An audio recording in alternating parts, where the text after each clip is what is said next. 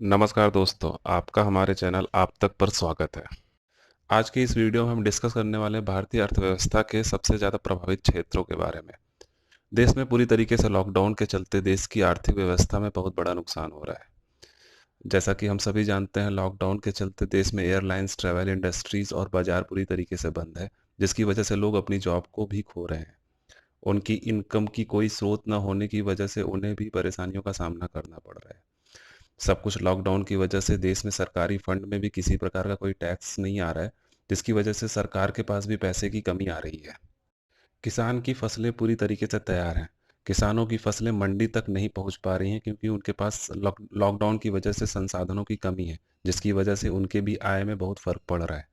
देश में production demand और सप्लाई चेन पूरी तरीके से प्रभावित है, और वहीं रोजाना काम कर अपना घर चलाने वाले लोगों के लिए भी ये बहुत बड़ी चुनौती है, जिसकी वजह से देश में गरीबी और भुखमरी जैसी भीषण आपदा आने का डर है।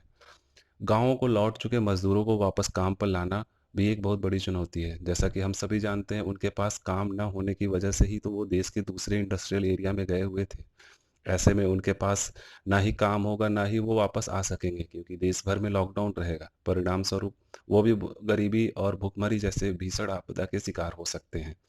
वहीं दूसरी तरफ बात करें तो कोरोना वायरस के चलते स्वास्थ्य विभाग भी बहुत परेशान है, क्योंकि अगर मान लीजिए लॉकडाउन पूरी तरीके से खोल दिया गया तो इन्फेक्शन इतनी तेजी से बढ़ेगा कि उसको कंट्रोल नहीं किया जा सकेगा, क्योंकि हमारे स्वास्थ्य विभाग के पास ऐसी कोई फैसिलिटी नहीं है, इतने बड़े पैमाने पे फैसिलिटी नहीं है कि हम इसका इलाज कर सकें।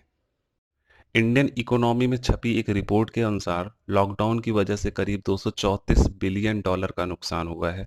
अगर इंडियन रुपीस में समझे तो 7 से 8 लाख करोड़ रुपए का नुकसान हो चुका है, जिसको संभालने के लिए देश को बहुत सतर्कता बरतते हुए अपनी आगे की रणनीति को सेट करना पड़ेगा। ऐसे में जब देश काले दौर से गुजर रहा है तो हर नागरिक का कर्तव्य बनता है कि वो सरकार के दिए गए दिशा निर्देशों का पालन करे, और इस पे हम सभी का कर्तव्य बनता है कि सरकार के द्वारा दिए गए दिशा निर्देशों का हम पालन करें और अपने घर वालों को स्वस्थ रखने के लिए हर संभव प्रयास करें।